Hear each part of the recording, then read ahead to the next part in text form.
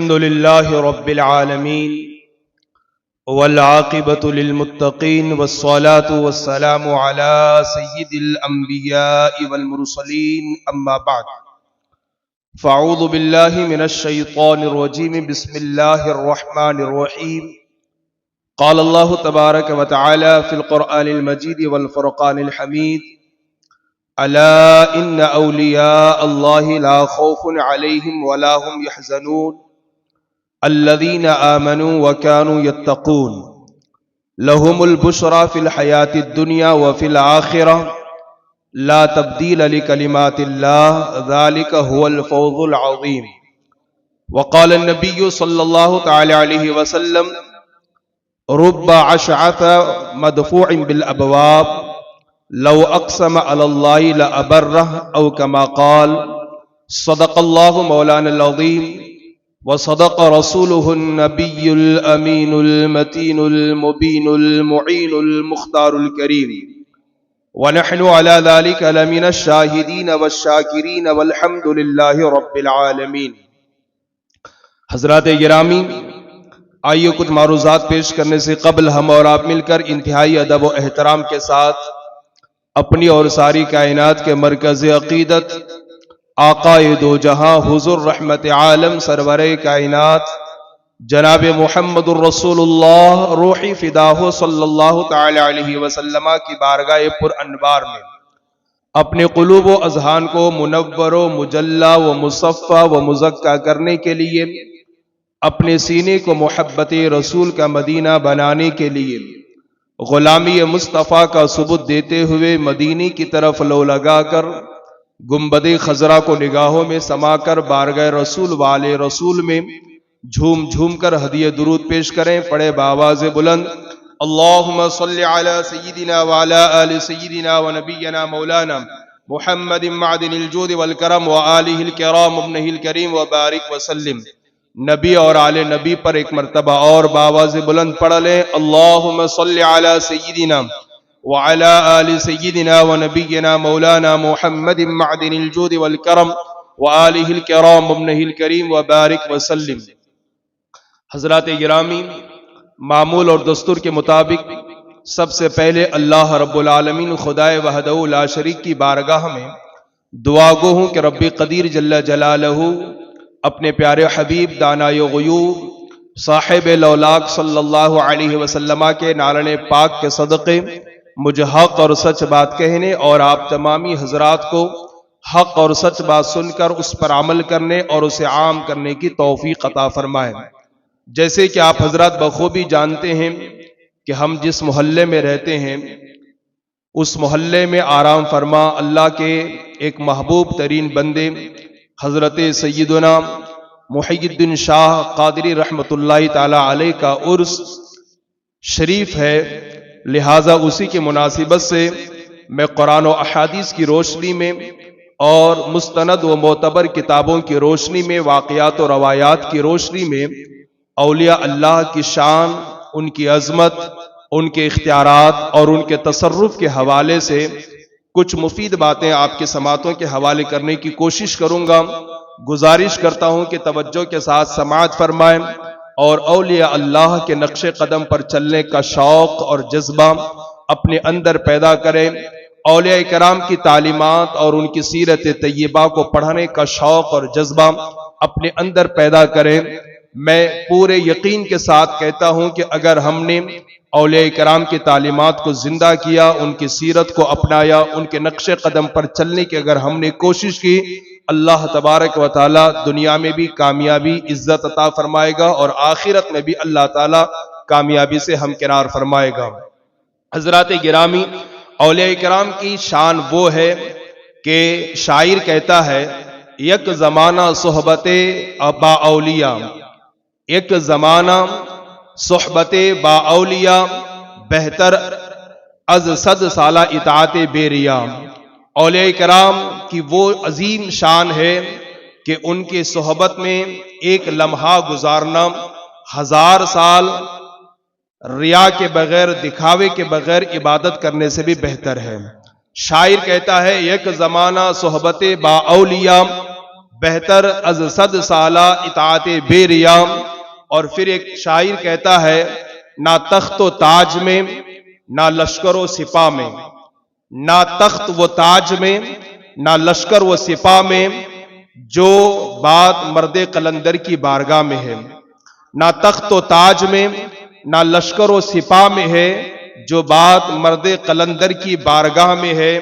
پھر ایک شاعر کہتا ہے مٹا دے اپنی ہستی کو اگر کچھ مرتبہ چاہتا ہے، مٹا دے اپنی ہستی کو اگر کچھ مرتبہ چاہتا ہے، کہ دانا خاک میں مل کر گل و گلزار ہوتا ہے. کہ دانا خاک میں یعنی مٹی میں مل کر گل و گلزار ہوتا ہے. یہ شہادت گہے الفت میں قدم رکھنا ہے، یہ شہادت گئے الفت میں قدم رکھنا ہے.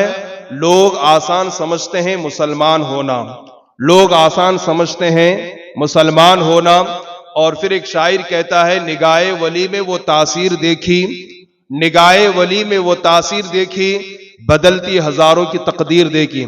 حضرات گرامی، اگر آپ پوری دنیا کا جائزہ لیں، پوری دنیا کا مطالعہ کریں، تو آپ کو معلوم ہوگا مشرق سے لے کے مغرب تک، شمال سے لے کے جنوب تک جتنی بھی دنیا میں چیزیں موجود ہیں، ہر ایک خوف میں ہے، دہشت میں ہے، اور خوف اور دہشت سے لرزہ برندام ہے.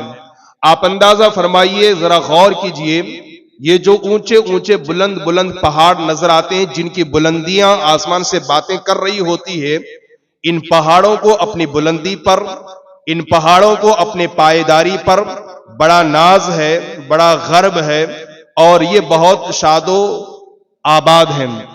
لیکن ان بلند پہاڑوں کو بھی ہمیشہ اس بات کا ڈر ہے، خوف ہے کہ کہیں کوئی سنگ ریز نہ آ جائے، پتھروں کو چیرنے والا نہ آ جائے اور پہاڑ کو کاٹ کر کے نہ رکھ دے. ان پہاڑوں کو بھی خوف ہے. اسی طریقے سے آپ دیکھیں یہ ہرے بھرے تناور درخت جو اپنے پھولوں اور پھلوں پر شادماں ہیں، خوش ہیں، ان درختوں کو بھی ڈر ہے کہ کہیں کوئی انسان کلاڑی لے کر ہم تک پہنچ نہ جائے اور ہمیں صفحے ہستی سے مٹا نہ دے. اسی طریقے سے یہ چار پیروں والا جو جانور ہے، اسے بھی ڈر ہے کہ کہیں اللہ اکبر، بسم اللہ اللہ اکبر پڑھنے والا نہ آ جائے. یہ لہلاتی ہوئی ہری گھاس، اسے بھی ڈر ہے کہ کوئی جانور نہ آ جائے. یہ پتے ہیں تو انہیں بھی ڈر ہے. غرض ہے کہ دنیا میں جتنی بھی چیزیں ہیں، ہر ایک کو کسی نہ کسی کا ڈر ضرور ہے. دنیا میں بسنے والے انسان ہیں، انہیں بھی کسی نہ کسی کا ڈر ضرور ہے. آخر وہ کون سی جماعت ہے جو اللہ کے علاوہ کسی سے نہیں ڈرتی؟ وہ کون سا گروہ ہے جو اللہ کے علاوہ کسی سے نہیں ڈرتا ہے؟ وہ کون سی جماعت ہے کہ جن کے دلوں میں اللہ کا خوف اور اس کی خشیت کے علاوہ کسی کا خوف اور ڈر نہیں ہے؟ تو قرآن کریم سے اگر آپ پوچھیں، قرآن کریم واضح لفظوں میں کہتا ہے الا ان اولیاء اللہ لا خوف علیہم ولا هم یحزنون. خبردار سن لو، وہ جماعت صرف اولیاء اللہ کی جماعت ہے، وہ گروہ صرف اولیاء اللہ کا گروہ ہے جنہیں نہ تو خوف ہے اور نہ ہی کسی چیز کا غم ہے. اب اور آگے بڑھ کر قرآن سے پوچھیں ان اولیاء اللہ کی شان کیا ہے، تو قرآن کہتا ہے الذین آمنوا وکانوا یتقون. وہ اولیاء کی جماعت وہ ایمان والے بھی ہوتے ہیں، متقی اور پرہیزگار بھی ہوتے ہیں. اور آگے پوچھے قرآن سے ان کے لیے کیا بشارت ہے، تو قرآن واضح لفظوں میں کہتا ہے لہم البشرا فی الحیات الدنیا وفی الآخرہ. قرآن کہتا ہے وہ لوگ جو اللہ کی بارگاہ سے قریب ہیں، وہ لوگ جو اولیاء اللہ ہیں، ان کے لیے دنیا میں بھی خوشخبری ہے اور آخرت میں بھی خوشخبری ہے. پھر قرآن کہتا ہے لا تبدیل لکلمات اللہ. اللہ نے جب کہہ دیا کہ دنیا میں بھی بشارت ہے اور آخرت میں بھی ان کے لیے بشارت ہے، اور اللہ کے کلمات کبھی بدلتے نہیں ہے، اللہ کا وعدہ کبھی بدلتا نہیں ہے، اور یہی سب سے بڑی کامیابی ہے، قرآن کہتا ہے. اور آپ ذرا سوچیے اور اندازہ لگائیے اولیاء کرام کی شان کیا ہے، ان کا مقام و مرتبہ کیا ہے. اس کو سمجھنے سے پہلے ہم جانتے ہیں اور پہچانتے ہیں کہ آخر ولی کہتے کس کو ہیں، ولی کی پہچان کیا ہے، ولی کی شناخت کیا ہے. اس لیے کہ آج کم علمی کی بنیاد پر آج قرآن و حدیث اور شریعت مصطفیٰ سے دوری کی بنیاد پر جس کو دیکھو اسے لوگ ولی کہتے نظر آ رہے ہیں. اگر کوئی کہتا ہے کہ نماز فرض نہیں ہے تو لوگ اسے بھی ولی مان رہے ہیں. اگر کوئی گلے میں تسبیحاں ڈالتا ہے اور نماز اور شریعت کا پابند نہیں ہے لوگ اسے بھی ولی تصور کرتے نظر آ رہے ہیں. اللہ اکبر. جو 24 گھنٹے عورتوں کی جماعت میں بیٹھا ہوا ہوتا ہے لوگ اسے بھی ولی تصور کرتے ہوئے نظر آ رہے ہیں. مسلمانوں، سب سے پہلے ہم اولیاء اللہ سے پوچھیں، ہم علماء ربانیین سے پوچھیں، ہم صحابہ کرام سے پوچھیں ولی ہوتا کون ہے، ولی کی پہچان کیا ہے، ولی کی شناخت کیا ہے. پھر اس کے بعد ہم قرآن سے پوچھتے ہیں اے قرآن تو بتا دے کہ ولی کی پہچان کیا ہے. تو حضرات گرامی، اب ولی کو پہچاننے میں کبھی خطا نہ کرنا، ولی کو پہچاننے میں کبھی غلطی نہ کرنا، ولی کو پہچاننے میں کبھی دھوکہ نہ کھانا. سنو ولی کسے کہتے ہیں. بعض علماء نے فرمایا، اولیاء اللہ نے فرمایا، ولی وہ ہے جس کا عقیدہ بھی درست ہو اور جس کا عمل بھی درست ہو. ولی کی پہچان یہ ہے جس کا ایمان بھی مضبوط ہو، جس کا عقیدہ بھی مضبوط ہو اور جس کا عمل بھی قرآن اور سنت اور شریعت کے مطابق ہو. اللہ اکبر. بعض اولیاء نے یہ فرمایا، بعض علماء نے یہ فرمایا ولی وہ ہوتا ہے جو فرائض و واجبات اور سنن و مستحبات کو اپنے وقتوں پر ادا کرتا ہے. یعنی فرض کو اس کے وقت میں ادا کرے، واجب کو اس کے وقت میں ادا کرے، سنتوں کو اس کے اوقات میں ادا کرے اور مستحبات کو اس کے اوقات میں ادا کرے. فرض تو فرض ہے، واجب تو واجب ہے، سنت تو سنت ہے. ولی وہ ہوتا ہے جو مستحب کو بھی ترک نہیں کرتا. یہ ولی کی پہچان ہے. اب جن کو ہم نے ولی مانا ہے اور جن کو ہم ولی مانتے ہیں ذرا ان کی زندگی کا جائزہ لیں. کیا وہ فرائض کے پابند ہیں؟ کیا وہ واجبات کے پابند ہیں؟ کیا وہ سنن و مستحبات کے پابند ہیں؟ اگر میں یہ کہوں تو بالکل غلط نہ ہوگا، مبالغہ نہ ہوگا. بہت سارے ایسوں کو ہم نے اپنا بڑا مانا ہے، بہت سارے ایسوں کو ہم نے اپنا ولی مانا ہے جن کا فرائض سے کوئی تعلق نہیں ہے، جن کا واجبات سے کوئی تعلق نہیں ہے، جن کا سنن و مستحبات سے کوئی تعلق نہیں ہے. معلوم ہوا علماء فرماتے ہیں جو نمازوں کا پابند ہو، جو روزوں کا پابند ہو، جو اللہ اکبر اللہ کی عبادت میں مصروف ہو اور جو سنتوں کا پابند ہو اور مصطفیٰ کی شریعت کا جو پابند ہو وہی ولی ہوتا ہے. بعض علماء نے ولی کی یہ تعریف کی ہے اور آگے بڑھیے ولی کہتے کس کو ہیں. علماء نے فرمایا جو کسی سے محبت کرے اللہ کے لیے کرے، جو کسی سے دشمنی کرے اللہ کے لیے کرے، جو کسی کو کچھ عطا کرے اللہ کے لیے عطا کرے، جو کسی کو عطا کرنے سے اپنے آپ کو روکے اللہ کے لیے روکے.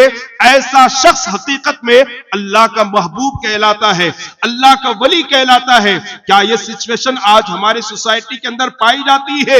ہم تو اپنے نفس کو خوش کرنے کے لیے کسی کو کچھ دیتے ہیں، ہم تو اپنے نفس کو خوش کرنے کے لیے کسی سے دوستی اور دشمنی کرتے ہیں. مگر علماء ربانیین فرماتے ہیں ولی کی پہچان یہ ہے اللہ اکبر جو دوستی بھی کرے اللہ کے لیے کرے، دشمنی بھی کرے اللہ کے لیے کرے، کسی کو کچھ دے تو اللہ کے لیے دے اور کسی کو کچھ نہ دے تو اللہ کے لیے نہ دے. یعنی جس کی زندگی کا ہر کام صرف اللہ کے لیے ہو، اللہ کے رسول کے لیے ہو، ایسا بندہ اللہ کا محبوب کہلاتا ہے، اللہ کا ولی کہلاتا ہے. اس کی ایک مثال میں آپ کو دینا چاہوں گا.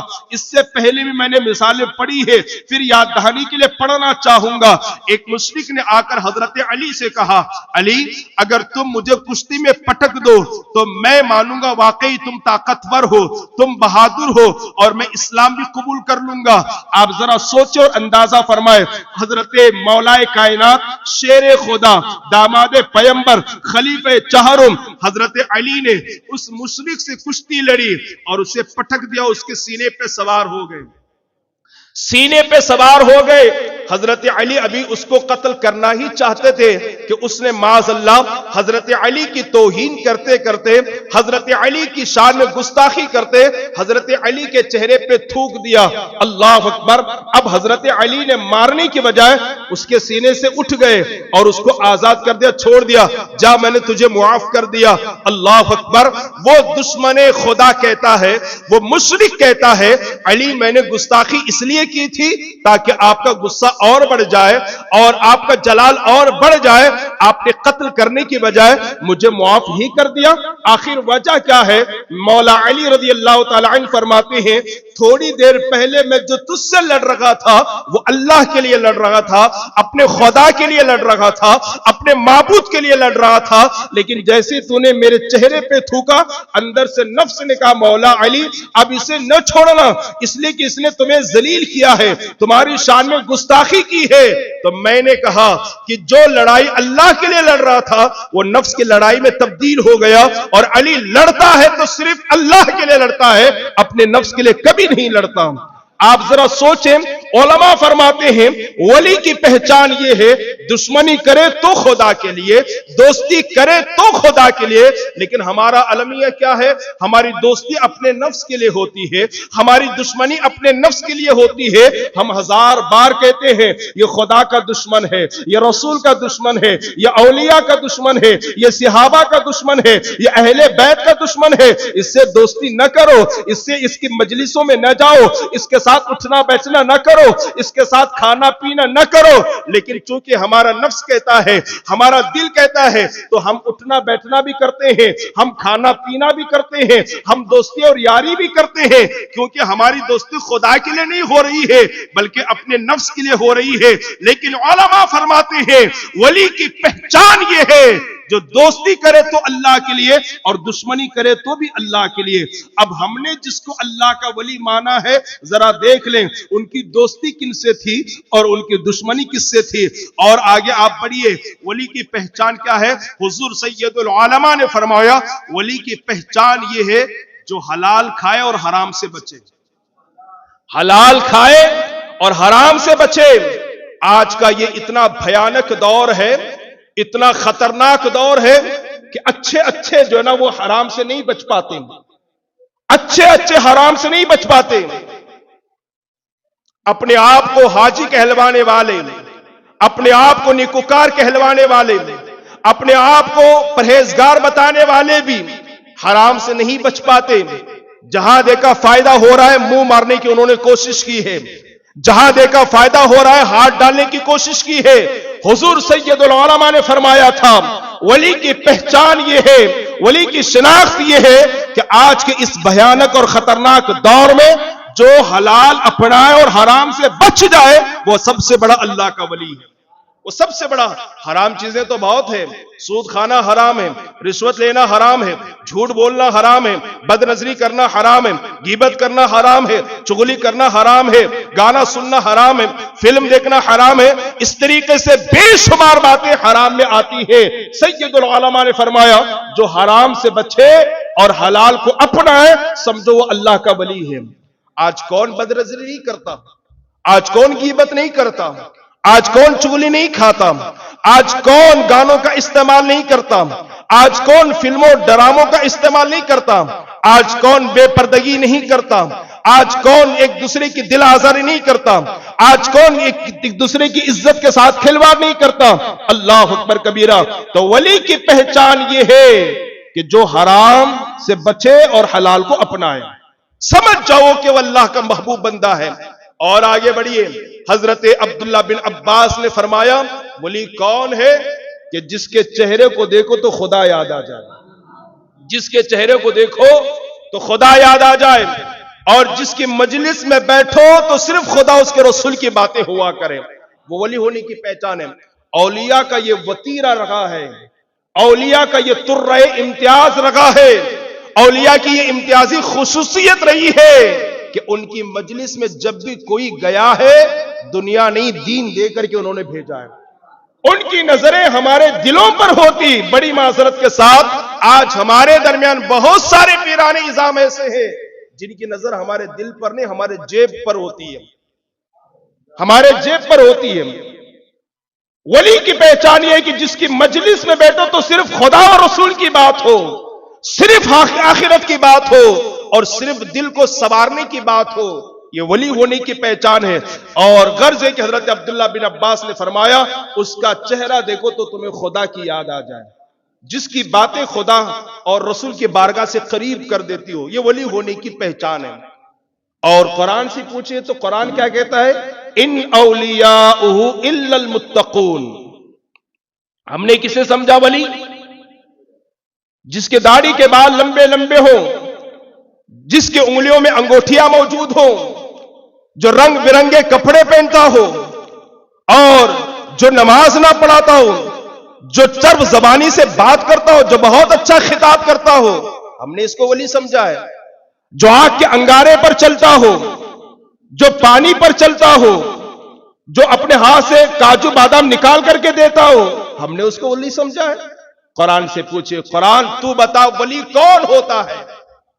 یہ ہماری قوم کی حرمان نصیبی ہے، یہ ہماری قوم کی سمجھیے کم نصیبی ہے کہ قرآن سے پوچھنے کی بجائے ہم نے اوروں سے پوچھا، ان پڑھوں سے پوچھا، غیروں سے پوچھا، اور دیکھا کہ جس کا سورج زیادہ چڑھ رہا ہے اس کے پیچھے ہم نے بھاگنے کی کوشش کی، جس کی شہرت زیادہ ہو رہی ہے ہم اس کے پیچھے بھاگنے لگے. دیکھا فلاں بن فلاں ہے، اس کے مجلس میں 10-15 لوگ بیٹھے، ہو سکتا ہے کوئی پاورفل آدمی، اس کے پیچھے ہم بھاگ گئے. قرآن سے پوچھئے کہ ولی کی پہچان کیا ہے، تو قرآن واضح لفظوں میں کہتا ہے ان اولیاؤہ الا المتقون. ولی کی پہچان یہ ہے کہ وہ متقی ہوتا ہے، وہ پرہیزگار ہوتا ہے، وہ تقوی شعار ہوتا ہے، وہ زہد و ورع کا مالک ہوتا ہے، وہ خشیت ربانی کا پیکر ہوتا ہے. اللہ اکبر. وہ دنیا کے جس علاقے میں بھی رہے، دنیا کے جس خطے میں بھی رہے، دنیا کی جس زمین پر وہ رہے، دنیا کے جس گوشے میں وہ رہے، وہ خشیت ربانی کا پیکر ہوتا ہے اور خدا سے ڈرا کرتا ہے. جو اللہ سے ڈرے اور جس کے دل میں خدا کا خوف ہو، وہی حقیقت میں اللہ کا ولی ہوتا ہے. اب ہم نے جس کو مانا ہے، ہم نے جس کے ہاتھ میں اپنا ہاتھ دیا ہے، اور ہم نے جس کو اپنا پیر تسلیم کر رکھا ہے، سوچو کیا اس کے دل میں خدا کا ڈر بھی ہے؟ اگر ڈر ہوتا تو چہرے پہ داڑھی ضرور ہوتی، اگر ڈر ہوتا تو ضرور وہ کہتا کہ مجھے سجدہ نہ کرو، خدا کی بارگاہ میں جا کر کے سجدہ کرو. اگر ڈر ہوتا تو وہ ضرور نمازوں کا پابند ہوتا، شریعت کا پابند ہوتا. اگر ڈر ہوتا تو وہ حرام کاریوں سے، بے حیائیوں سے اپنے اور اپنے مریدین کو بچاتا. لیکن ہم نے دیکھا کہ بھئی داڑھی بڑی لمبی ہے، امامہ زبردست ہے، رنگ بڑا خوبصورت ہے، اور جسم بھی بڑا لحیم شحیم ہے، ساری چیزیں. ہم نے اس کے پیچھے بھاگنا شروع کر دیا، اور پھر ایک دور آیا مسجد سے دور، مدرسے سے دور، قرآن سے دور، حدیث سے دور، علماء کرام سے دور. قرآن کہتا ہے کہ جس کے دل میں خدا کا خوف ہو، جس کے دل میں اللہ کا ڈر موجود ہو، وہی حقیقت میں اللہ کا ولی ہوتا ہے. میں حضرت عمر، حضرت عثمان کی بات آپ کو بتاؤں. حضرت عمر کا جب وصال ہوا نا، ان کی بیوی سے عدت کے بعد حضرت عثمان نے نکاح کیا. کنہوں نے نکاح کیا؟ حضرت عثمان نے نکاح کیا. جب حضرت عمر کی بیوی حضرت عثمان رضی اللہ تعالیٰ عنہ کے نکاح میں آئی، حضرت عثمان نے حضرت عمر کی بیوی سے پوچھا بتاؤ عمر کا کیا حال تھا؟ وہ عمر کی جس کو رسول اللہ نے دنیا ہی میں جنت کی بشارت عطا فرمائی، وہ عمر جو خلیفہ دوم ہے، جلیل القدر صحابی ہیں، وہ عمر کی جن کی رائے کے موافق قرآن میں اللہ نے قرآن کی آیتوں کو نازل فرمایا. ایسا ہونا چاہیے تو قرآن میں رب نے ویسا ہی فرمایا. وہ عمر، حضرت عثمان نے حضرت عمر کی بیوی سے پوچھا کہ بتائیے عمر کا حال کیا تھا.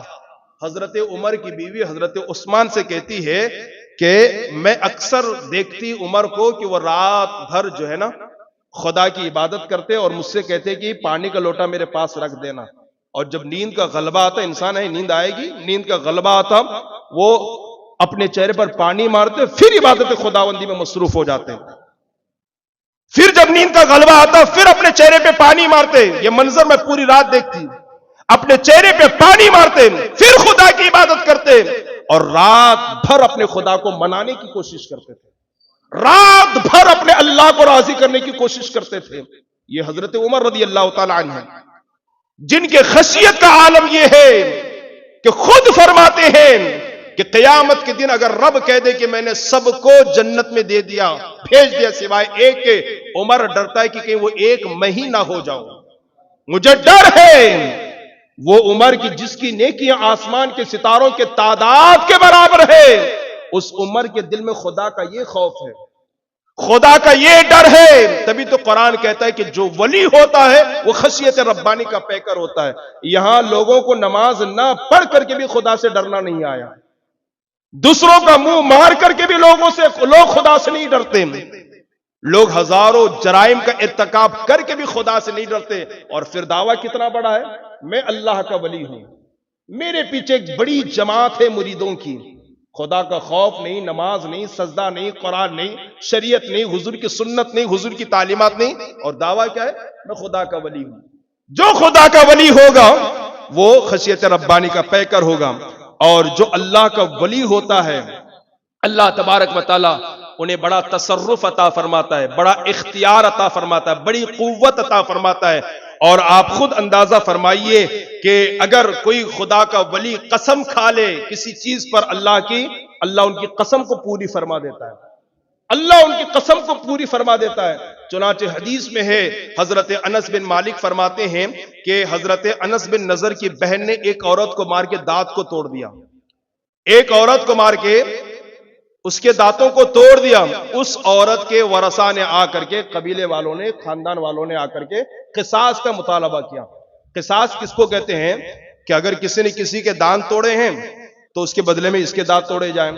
کسی نے کسی کا ہاتھ کاٹا ہے، اس کا ہاتھ اس کے بدلے میں کاٹا جائے، اس کو قصاص کہتے ہیں. یا تو وہ پیسہ لے کر کے معاف کر دے یا یوں ہی معاف کر دے، اس کو بدلہ کہتے ہیں. حضرت انس بن مالک کہتے ہیں کہ حضرت انس بن نضر کی بہن نے ایک عورت کو مار کے دانتوں کو توڑ دیا. ان کے گھر والے آئے اور حضور کی بارگاہ میں آ کر کے قصاص کا مطالبہ کیا، بدلے کا مطالبہ کیا. حضور نے قرآن کی روشنی میں قصاص کا فیصلہ سنا دیا کہ اب ان کی بہن کے بھی دانت توڑے جائیں گے. حضرت انس بن نضر وہاں پر موجود تھے. اللہ کی قسم کھا کر میں کہتا ہوں کہ میری بہن کے دانت نہیں توڑے جائیں گے.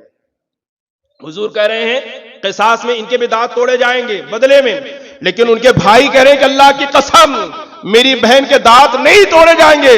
سرکار نے فرمایا انس میں تو تمہیں خدا کا پیغام سنا رہا ہوں، قرآن کا حکم سنا رہا ہوں، اور تم انکار کر رہے ہو. کہا حضور میں قسم کھا کر کہتا ہوں کہ میری بہن کے دانت نہیں توڑے جائیں گے. تھوڑی دیر گزری تھی کہ گھر والے آئے اور آ کر کے انہوں نے کہا یا رسول اللہ ہمیں قصاص میں دانت نہیں چاہیے، بس ان سے کہی کہ یہ کچھ روپے عطا کر دیں، ہم انہیں معاف کر دیں گے، انہیں معاف کر دیں گے. پھر جس عورت کے دانت توڑے گئے تھے ان کے گھر والوں نے پیسوں کا مطالبہ کیا تو انہوں نے پیسے دے دیے اور ان کی بہن کے دانت بچ گئے. یہ دیکھ کر حضور نے فرمایا رب اشعث مدفوع بالابواب لو اقسم علی اللہ لابرہ او کما قال. رسول گرامی وقار نے فرمایا کہ کچھ پراگندہ بال والے ایسے ہیں جو دروازوں سے بھگا دیے جاتے ہیں، وہ ایسے ہیں کہ اگر وہ قسم کھا لے کسی چیز پر اللہ کی، اللہ ان کی قسم کو پوری فرما دیتا ہے. اور انہی بندوں میں حضرت انس بن نضر بھی ہیں. پتا چلا اولیاء اگر کسی چیز پر قسم کھا لے اللہ ان کی قسم کو پوری فرما دیتا ہے. یہ وہ جماعت ہے، یہ وہ گروہ ہے کہ اگر اللہ اکبر کہ یہ وہ عظیم ترین جماعت ہے کہ اگر یہ اللہ کے ولی بن جائے، ان کی بارگاہ سے خدا کی بارگاہ سے قریب ہو جائے. انسان تو انسان ہے، جنگل کے جانور ان کی غلامی پر مجبور ہوتے ہیں، ان کی غلامی پر مجبور ہوتے ہیں. حضرت سفینہ رضی اللہ تعالی عنہ یہ جنگ میں تشریف لے گئے، واپسی میں اپنے ساتھیوں سے بچڑ گئے، جنگلوں بیابان سے ان کا گزر ہوا، گھرے بڑے جنگل میں پہنچے. مشکات شریف کی حدیث پاک ہے، حضرت سفینہ صحابی رسول ہیں. جب جنگلوں سے ان کا گزر ہوا، جنگلوں بیابان سے یہ نکلے تو جنگل کے ایک شیر کی ان پر نظر پڑی اور شیر نے ان کو دیکھا، انہوں نے شیر کو دیکھا. بھاگنے کے بجائے وہیں کھڑے کھڑے انہوں نے کہا یا ابا الحارث انا مولا رسول اللہ صلی اللہ علیہ وسلم. اے جنگل کے شیر سن، میں کوئی اور نہیں، میں آقا کا غلام ہوں، میں مدینے والے آقا کا غلام ہوں. اتنا کہنا تھا کہ جنگل کا شیر حملہ کرنے کے بجائے، پھاڑنے کے بجائے آ کر کے قدموں میں غلامی کرتا ہوا نظر آتا ہے. اور جنگل پار ہونے تک وہ شیر حضرت سفینہ کے ساتھ رہا. پتا چلا جو اللہ کا ولی ہوتا ہے جنگل کے جانور بھی ان کی غلامی کرتے نظر آتے ہیں. جنگل کے حضرت عالم کو اس میں کتاب پڑھائی جاتی ہے فارسی میں گلستان اور بوستان بول کر کے، صدیوں سے پڑھائی جا رہی ہے، ہر مدرسے میں پڑھائی جاتی ہے. اس کو لکھنے والے حضرت شیخ سعدی شیرازی رحمۃ اللہ علیہ، وہ جنگل و بیابان میں تشریف لے گئے. دیکھا ایک بزرگ جو نا وہ جانوروں کے ساتھ کھیل رہے ہیں. آج بھی آپ نے دیکھا ہوگا بہت سارے لوگ مگرمچھ سے کھیلتے ہیں، سانپوں سے کھیلتے ہیں، شیروں سے کھیلتے ہیں، یہ سب پالے ہوئے ہوتے ہیں. جنگل کے جانوروں کے ساتھ ان کا اٹھنا بیٹھنا ہو رہا ہے. حضرت شیخ سعدی فرماتے ہیں یہ منظر دیکھ کر میں وہاں سے بھاگنے لگا. اس بزرگ نے پکار کر کہا شیخ سعدی کیوں بھاگتے ہو؟ کیا ڈر لگ رہا ہے یا تعجب ہو رہا ہے کہ یہ جنگل کے جانور میری غلامی پر کیسے مجبور ہو گئے؟ تو سنو شیخ سعدی، میں نے اپنے دل کو خدا اور اس کے رسول کی بارگاہ میں جھکا دیا ہے تو یہ جنگل کے جانور میری غلامی پر مجبور ہیں. اگر تم بھی اپنے دل کو خدا اور رسول کی بارگاہ میں قربان کر دو، یہ جنگل کے جانور کیا پوری کائنات تمہارے قدموں پہ نچاور ہوتی ہوئی نظر آئے گی. جو خدا اور رسول کی بارگاہ سے قریب ہو جائے اور اپنے دل و جان کو اللہ اس کے رسول کی بارگاہ میں قربان کر دے، پوری دنیا اس کی غلامی کرتی ہوئی نظر آتی ہے. آج ہم اپنا احتساب کریں، اس دل میں کیا کیا بسا ہوا ہے. گھر ہے، سونا ہے، چاندی ہے، بینک ہے، بزنس ہے، تجارت ہے، محبت ہے، دشمنی ہے، نفرت ہے، پتہ نہیں اس دل میں کیا کیا ہے. اللہ کے رسول صلی اللہ علیہ وسلم نے جب نبوت کا اعلان فرمایا، آپ جانتے سیرت پڑھی ہے، اللہ کے رسول نے سب سے پہلے اپنے صحابہ کے دلوں سے دنیا کی محبت کو نکالا ہے. اس لیے کہ ایک دن میں دو محبتیں جمع نہیں ہو سکتی، یا تو خدا کی محبت ہو گیا تو دنیا کی محبت. جس طرح دن اور رات جمع نہیں ہو سکتے، رات ہے تو دن نہیں، دن ہے تو رات نہیں، ایسی ایک دل میں یا تو حضور کی محبت ہو گیا تو دنیا کی محبت ہوگی. سینہ ٹھوک ٹھوک کر کے حضور کی غلامی کا دعویٰ کرنے والے، سینہ ٹھوک ٹھوک کر کے خدا سے محبت کا اعلان اور پرچار کرنے والوں کا المیہ یہ ہے کہ وہ سر جھکانے کو تیار نہیں ہے، قرآنی تعلیمات پر عمل کرنے کو تیار نہیں ہے. سب سے پہلے حضور نے اپنے صحابہ کے دلوں سے دنیا کی محبت نکالی، اور جب دنیا کی محبت نکل گئی اور حضور کی محبت اور خدا کی محبت صحابہ کے دلوں میں اس قدر پیدا ہو گئی کہ بلال حبشی کے بدن پہ کانٹے چبو کر توڑ دیا جاتے، زبان پر حضور کا نعرہ ہوتا، زبان پر خدا کی عظمت کا نعرہ ہوتا. اللہ کے رسول نے دنیا کی محبت کو نکال کر کے خدا اور اس کے رسول کی محبت کو اس قدر داخل فرما دیا کہ حضرت سمیہ کو تیروں سے مار کر چھلی چھلی کر دیا گیا، جان دینا گوارا کیا، حضور کا دامن چھوڑنا انہوں نے گوارا نہیں کیا. ایک صحابی حضرت خبیب کو سولی پر چڑھا دیا گیا، کہا خبیب اگر اس جگہ تمہارے محمد ہوتے تو کتنا اچھا ہوتا. کہا 1000 مرتبہ سولی پر چڑھنا تو گوارا ہے، محبوب کے پیر میں کانٹا چبھ جائے یہ بھی خبیب کو گوارا نہیں ہے. خبیب نے سولی پر چڑھنا گوارا کیا، حضور کی شان میں گستاخی ہو یہ گوارا نہیں کیا.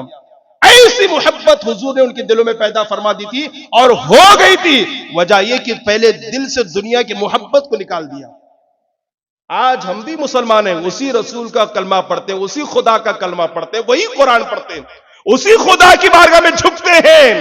ذرا اپنے ایمان کا بھی جائزہ لیں، اپنے ایمان کا بھی احتساب کریں. پورے دل میں دنیا گھر کر گئی ہے، اور ایسے گھر کر گئی ہے کہ چند پیسوں کے لیے لوگوں نے ایمان کا تک سودا کر دیا، اپنی حیا کو بیچ دیا، اپنی غیرت کو بیچ دیا، حد تو یہ کہ اپنا عقیدہ بھی بیچ دیا، اپنا ایمان بھی بیچ دیا. دنیا کی خاطر، دنیا کی خاطر سب کچھ سودا کر دیا. عزت کو بیچ دیا، حیا کو بیچ دیا، غیرت کو بیچ دیا، اسلام کو تک فروخت کر دیا. کتنے لوگ ہیں کرسی کے خاطر، دولت کے خاطر، گاڑیوں کے خاطر، بلڈنگوں کے خاطر اس جماعت سے اس جماعت میں، اس جماعت میں اس جماعت میں، اس جماعت سے اس جماعت میں، اس گروہ سے اس گروہ میں، کہاں کہاں کود رہے ہیں. ایمان کا سودا کر دیا لوگوں نے. تو اولیاء کرام کے دلوں میں صرف خدا کا ڈر ہوتا ہے، مصطفیٰ پیارے کی محبت ہوتی ہے. یہ بڑی کہ انہوں نے اپنے دل کو اور اپنے جان کو خدا اس کے رسول کی بارگاہ میں قربان کر دیا تو ساری کائنات ان کے قدموں پہ نیچاور. حضرت مستان شاہ بابا کو ہم میں سے شاید کسی نے نہیں دیکھا، حضرت سید محی الدین شاہ قادری کو ہم میں سے کسی نے نہیں دیکھا، غریب نواز کو قسم خدا کی ہم میں سے کسی نے نہیں دیکھا، لیکن آج وہ قبر کے اندر ہے، قبر کے اوپر پھولوں کی برسات ہو رہی ہے. لوگ ان کے وہ جب تک تھے تب بھی اجتماع ہوتا تھا، اور جب ہمارے درمیان نہیں ہے تب بھی میلہ لگا ہوا ہوتا ہے. یہ اللہ کے ولیوں کی شان ہے. جی اللہ کے ولیوں کی شان ہے. کیا شان والے ہیں اللہ کے اولیاء.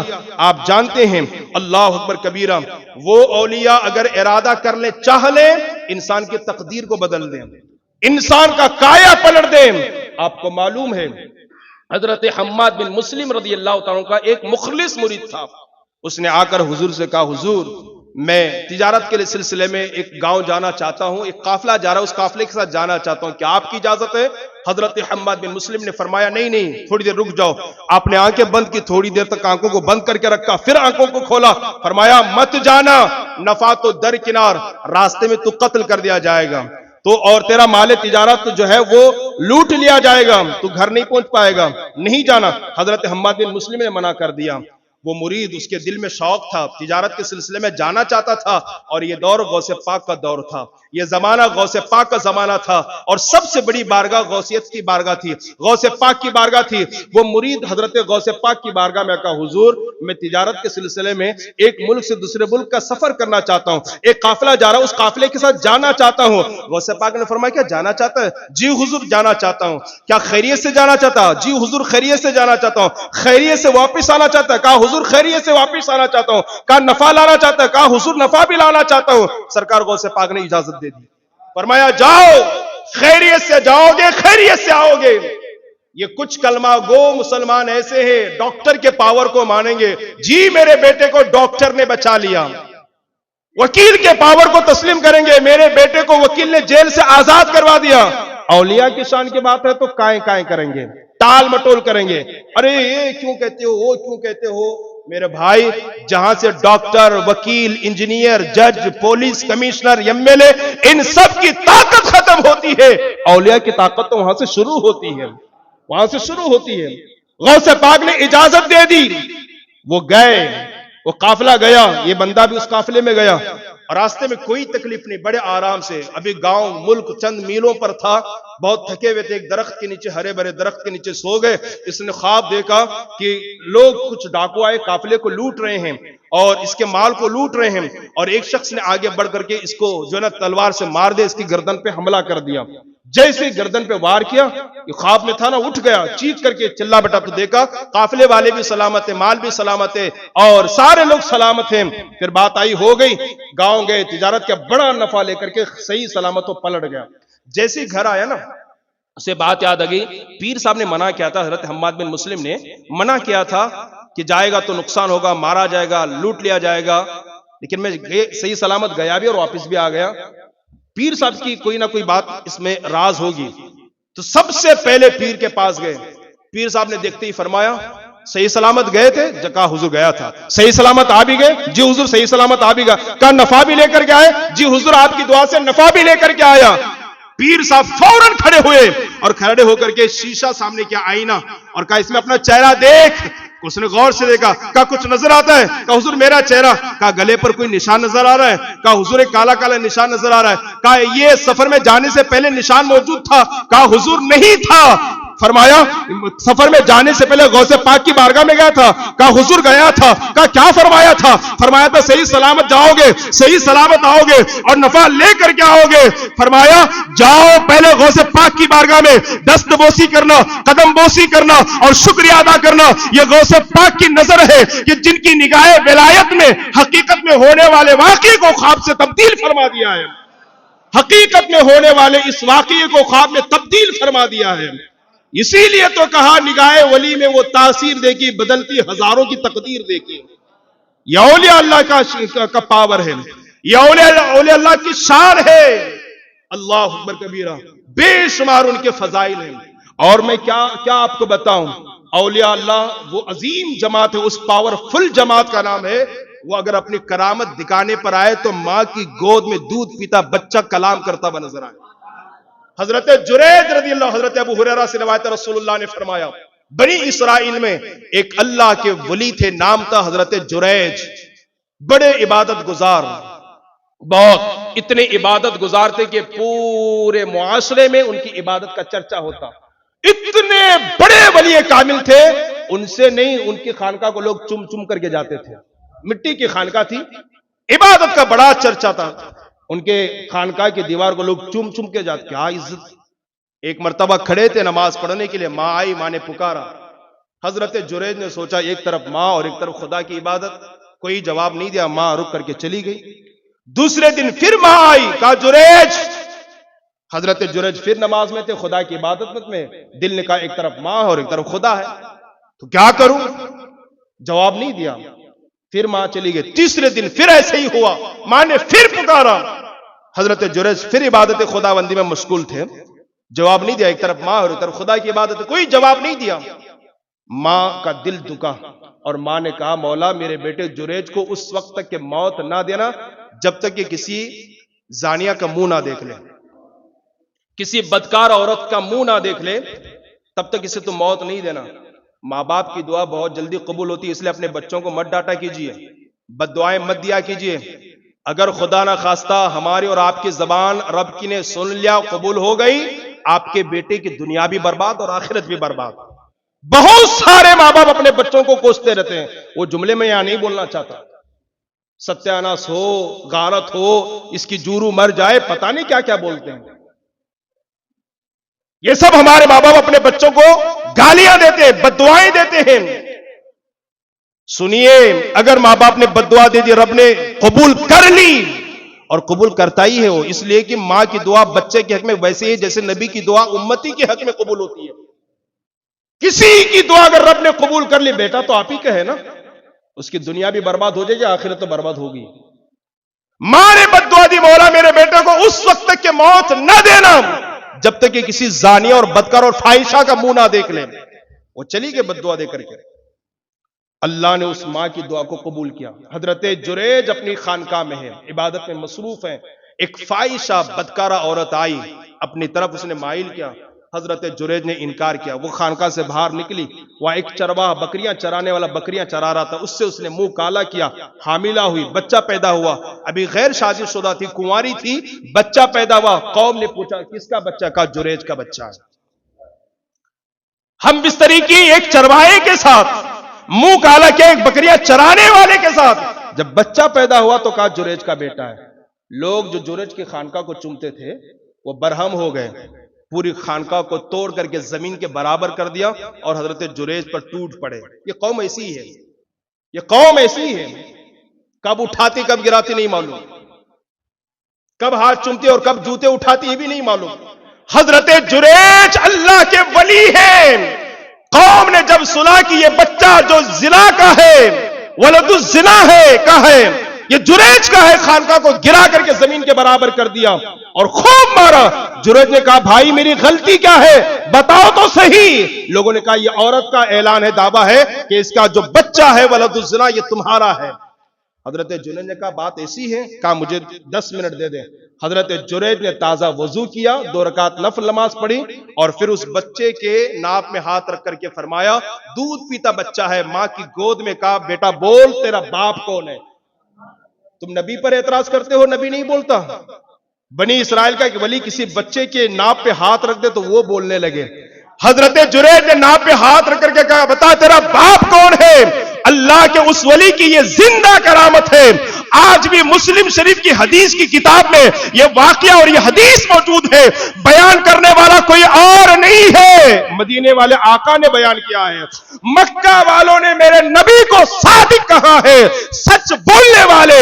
اور اللہ اکبر, نبی کی زبان پر تو خدا بولتا ہے. نبی نے اس واقعے کو بیان کیا, جیسی ناپ پر انگلی رکھ کر کے فرمایا بتا تیرا باپ کون ہے. دودھ پیتا بچہ, شیر خوار بچہ بول پڑا میرا باپ تو بکریاں چرانے والا ہے. یہ وہ اولیاء ہے تاکہ اپنی کرامت دکھانے پر آئے, اپنا تصرف اور اپنا اختیار اور اپنا پاور دکھانے پر آئے تو ماں کی گود میں دودھ پیتا بچہ بھی بولتا ہوا نظر آئے. پھر لوگوں نے کہا حضور معاف کیجئے, ہم آپ کی خانقاہ سونے اور چاندی کا بنانے کا نہیں, مجھے سونے چاندی کی خانقاہ نہیں چاہیے, میری مٹی کی خانقاہ مجھے بنا کر کے دے دیں. یہ وہ اولیاء کرام کی جماعت ہے کہ کرامت دکھانے پر آئے تو دودھ پیتا بچہ ماں کی گود میں کلام کرتا ہوا نظر آئے. ان کا پاور یہ ہے, ان کا اختیار یہ ہے. اور بھی چند مثالیں میرے پاس موجود ہے. وقت کی قلت پر میں اپنی گفتگو کو یہیں ختم کرتا ہوں اور ایک آخری بات عرض کرتا ہوں. اولیاء کون؟ پوری حدیث پڑھی ہے, پورا قرآن 114 سورتیں ہیں, 6666 آیات کریمہ ہیں, 23,07,000 ایسے کچھ اس کے حروف ہیں اور اس کے 7 منزلیں ہیں. یہ پورا قرآن الحمد کے الف سے لے کر والناس کی سین تک پڑھی ہے. حدیث کی سینکڑوں کتاب ہیں, پوری کتابیں پڑھی ہیں. صرف 2 لوگ ایسے ہیں جن سے اللہ نے جنگ کا اعلان کیا ہے. اس سے کیا ہے؟ جنگ کا اعلان کیا ہے. ایک نمبر پر ہے سود خور، سود کھانے والا ہے نا. سود خور کے بارے میں اللہ کا اعلان جنگ ہے. فرمایا جو سود کھاتا ہے اس سے میرا اعلان جنگ ہے. اور بعض حدیثوں میں فرمایا گیا کہ سود کھانے والا جب مسجد میں آتا ہے نماز پڑھنے کے لیے وضو کرتا ہے تو پانی سے نہیں، سور کے خون سے وہ وضو کر کے آتا ہے. سور کے خون سے وضو کر کے آتا ہے، سور کے خون سے. یہی بات ہمارے ہندوستان کے ایک جلیل القدر عالم حضرت مولانا مفتی سلمان اظہری صاحب نے ہبلی میں بیان کیا تھا. بات ذرا سننے میں بڑی لگتی ہے نا، سور کے خون سے وضو کرنا، ہضم نہیں ہو رہی تھی بات کو. پھر جب میں نے ریسرچ کیا، مطالعہ کیا، کتابوں کو تلاشا، واقعی یہ حدیث ہے. کیا ہے؟ حدیث ہے. میں آپ کو ریفرنس دے سکتا ہوں، بتا سکتا ہوں. سود کھانے والا جب مسجد میں آتا ہے نماز پڑھنے کے لیے وضو کرتا ہے، فرمایا وہ سور کے خون سے وضو کر رہا ہوتا ہے. اتنی بڑی وعید ہے جو سود کھاتے ہیں. اور اتنا بد نصیب ہے، ہرما نصیب ہے، اتنا گرا ہوا آدمی ہے، اللہ نے اس کے ساتھ جنگ کا اعلان فرمایا. کیا فرمایا؟ یہ پہلا آدمی جس سے اللہ نے اعلان جنگ فرمایا ہے. اور دوسرا کون ہے؟ پوری سیرت پڑھیے، پوری اسلامی کتب کو پڑھیے. دوسرا جس سے اللہ بہت ناراض ہوتا اور جنگ کا اعلان فرماتا وہ کون ہے؟ اللہ فرماتا ہے جو میرے ولیوں سے دشمنی رکھے اس کے ساتھ میرا اعلان جنگ ہے. تو معلوم ہوا کہ جو اللہ کے ولیوں سے دشمنی کرے اللہ اس کے ساتھ جنگ کا اعلان فرماتا ہے. اب ہم نظر تو نہیں آتا نا کہ مار تلواریں اٹھ رہی ہے، تلواریں چمک رہی ہے نا، لیکن وہ گستاخوں کو معلوم پڑتا ہے کیا ہمارا نقصان ہو رہا بول کو. اب ہمیں بولتے ہیں ہم تو ٹناٹن جی سنی مسلمان، ہم تو اولیاء کے ماننے والے، ہم کہاں گستاخی کر رہے ہیں؟ ہم کیا ان کے ساتھ دشمنی ہم کہاں کر رہے ہیں؟ اگر ہمارے پاس وہ نظر ہوتی قسم خدا کی کہ جتنا ہم ان کی بارگاہ کی بے ادبی کر رہے ہیں ان کے نام پر، ان کے ساتھ دشمنی مول رہے ہیں ان کے نام پر، شاید کہ کوئی کر رہا ہوگا، کوئی کر رہا ہوگا. آپ سوچیں، بولے وہ کیسے؟ ہزاروں خرافات ان کے نام پر ہم کرتے ہیں، ان کو بدنام کرنے کی ہم کوشش کرتے ہیں. یہ دشمنی نہیں ہے تو اور کیا ہے؟ کسی ایک مفتی کا میرا چیلنج ہے پورے مستان صوفے کے مسلمانوں کو، پورے ہبلی کے مسلمانوں کو چیلنج ہے، ایک مفتی کا فتویٰ لا کر کے بتا دیں، ایک مفتی کا فتویٰ لا کر کے بتا دیں، قرآن کی ایک آیت لا کر کے بتا دیں، ایک حدیث لا کر کے بتا دیں کہ کسی ولی کی محبت میں ناچنا جائز ہے، کسی ولی کی محبت میں کفریہ اور شرکیہ کلمات بکنا جائز ہے. آج قوالی کے نام پر ہزاروں خرافات ہوتے ہیں. لڑکی کو لا کر کے نچایا جاتا ہے، لڑکی کو لا کر کے اسٹیج پر بٹھایا جاتا ہے، پوری دنیا سسکیاں لے رہی ہے، چھوٹے چھوٹے بچے فلسطین کے خاک و خون میں تڑپ رہے ہیں، اور ہمارے پاس یہاں لڑکیوں پر نچنیوں پر پیسہ اڑانے کے لیے اتنا پیسہ ہے کہ لاکھوں روپے ہم خرچ کرتے ہیں. کسی صاحب سے میں نے کہا تھا یہ جو قوالی ہوتے ہیں نا، قوالی جن کے چہرے پہ داڑھی نہیں، بدن پہ اسلامی لباس نہیں، سر پہ ٹوپی نہیں ہے نا، ایسے لوگ ہوتے ہیں، لوگ ان پر پیسے اڑا رہے تھے. کسی قوال سے کسی نے پوچھا تھا اس میں کتنا فائدہ ہوا؟ کہ 20 سے 25 لاکھ کا مجھے فائدہ ہوا. اب مجھے بتائیے جب ایک قوالی گانے والے کو 20 سے 25 لاکھ روپے ایک محفل میں مل رہے ہیں تو ہمارا بیٹا قوالی بنے گا کہ عالم بنے گا؟ ہمارا بیٹا مفتی بنے گا، حافظ بنے گا یا قوالی گانے والا بنے گا؟ پھر کچھ درد مند حضرات کا رونا ہے، رونا ہے. بے حیائیاں بڑھ رہی ہے، بدکاریاں بڑھ رہی ہے، گناہ پھیل رہا ہے، ماں باپ کے لوگ بچے گستاخ بن رہے ہیں. یہ ساری باتیں ہم ہی کہہ رہے ہیں. ہمارا خون سڑکوں پہ پھیل رہا ہے، ہمارا کوئی وقار نہیں ہے، کوئی عزت نہیں ہے، ساری چیزیں. ایک میں چیلنج کر رہا ہوں آپ کو، میں اگر اپنی گھر کی بات بتاؤں آپ کو، میں اجازت دیتا ہوں کھڑے ہو کر کے میرا گریبان پکڑیے. میں اگر قرآن و حدیث سے ہٹ کر کے بات کروں آپ کو پھول، اور میں بالکل کیمرے کے سامنے کہہ رہا ہوں قرآن و حدیث کے خلاف اگر میں بول رہا ہوں مجھے پوچھیے آپ، میں جواب دینے کے لیے تیار ہوں.